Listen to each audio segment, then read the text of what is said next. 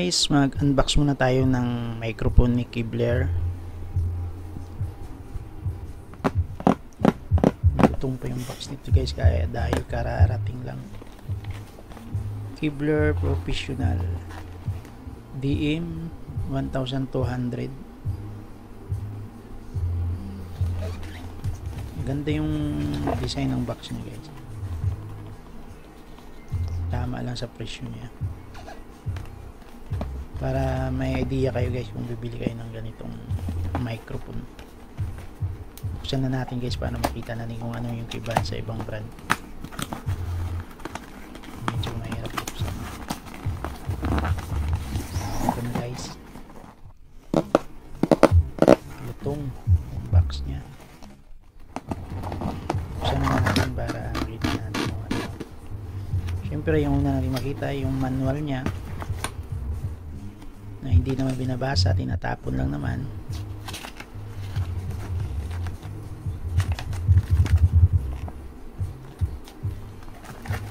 Dito tayo guys sa cable wire niya, 10 meters, matibay naman, medyo mabigat siya. Ito pala yung female XLR nya guys, connector. Tapos ito yung PL, mono PL nya, pwede sa mixer, amplifier or DVD. Ito na guys yung microphone, medyo may kabigatan, mukhang matibay yung pagkagawa. Ganda ng design nya.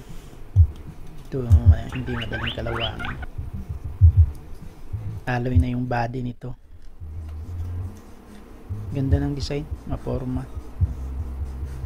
Buksan muna natin yung connection niya sa baba kung magandang klase.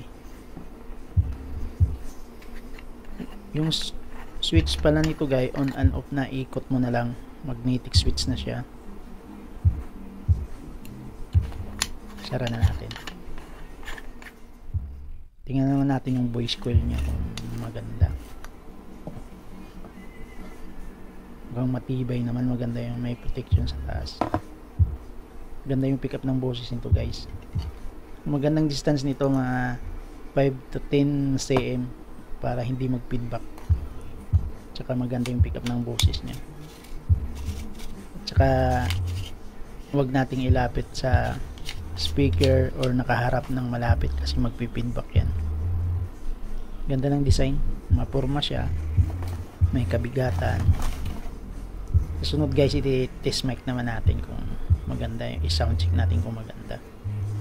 Yung dito na lang guys. Salamat, subscribe.